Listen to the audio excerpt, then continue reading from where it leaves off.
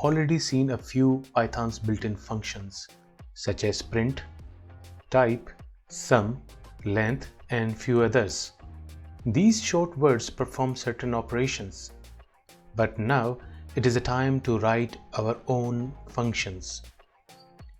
Functions are a useful chunk of code to encapsulate the whole series of steps and code lines in one word, so you can avoid rewriting the entire steps of code by just calling that one word, which is that function name.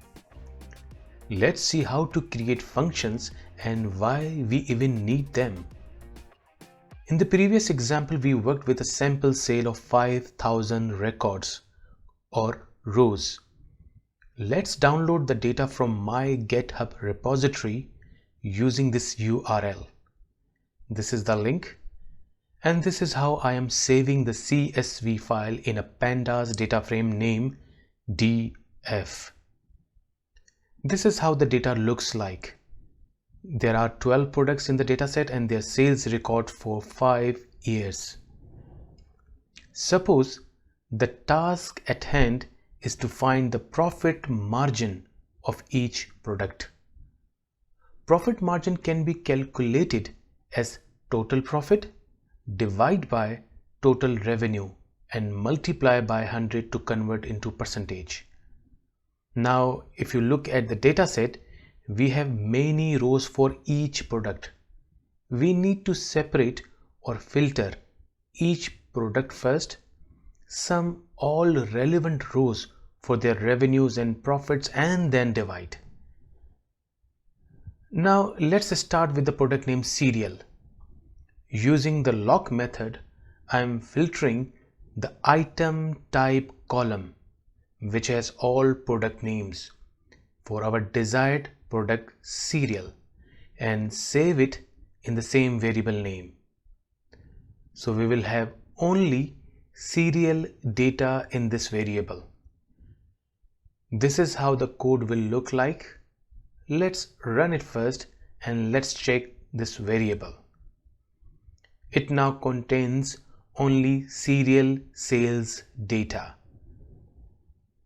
Next, let's do some mathematics to calculate the profit margin, which is the sum of the total profit column divided by the sum of the total revenue column times 100.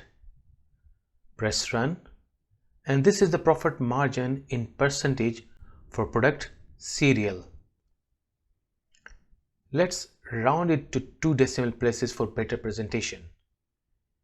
We will use Python built-in function round, and in the arguments the variable profit margin followed by a comma and our desired rounding number, which is in this case 2 decimal places. I am saving it in the same variable name, and this is our result. We found our profit margin, but what if we want to know other products' profit margin without losing this one? Shall we copy and paste these lines of code with different product name? That is where we need to create a function to avoid repetition. Now let's see the usefulness of function. This time we will create a function named profit margin. Function writing includes several important parts.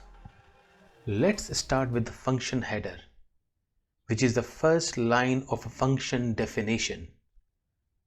The function header always starts with the def keyword, which indicates that this is a function definition. Then comes the function name. Here we have profit margin. Immediately after the name are parentheses that may include arguments. If there are more than one arguments, it needs to be separated by commas. Arguments or parameters are the values that are passed in as inputs when the function is called and are used in the function body. If a function doesn't take arguments, these parentheses are left empty. In this case, we use an argument for our desired product name. The header always ends with a colon.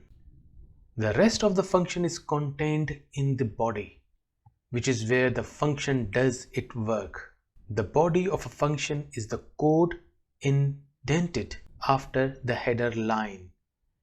Here we ask Python to filter the dataset and select the data only for the product name passed as an argument, and save it in a variable selected product. It could be any variable name. In the next line, I'm using the selected product variable and its column total profit and total revenue. First sum and then division. That is exactly the same code as above. I have just rounded it in the same line rather than on a separate line to use fewer code lines, and I'm saving it in a variable profit margin. The body will often include a return statement, which is used to send back an output value from the function to the statement that is called the function. A return statement consists of the return keyword followed by an expression that is evaluated to get the output value for the function. In our case, output value or result is saved in profit margin variable. If there is no return statement, the function simply returns none. Now let's use the function, or most commonly said as call the function. Now let's check the profit margin for clothes. So rather than writing all three code lines, I just have to write function name profit margin and in parentheses clothes in quotes, and this is the result. Easy. Let's try another product, baby food. Function name and in parentheses baby food in quotes. There you go. That is one simple example of how the function is so useful. Before we end this lecture, I would like to mention one important concept: variable scope. It is important to consider a scope when using variables in functions.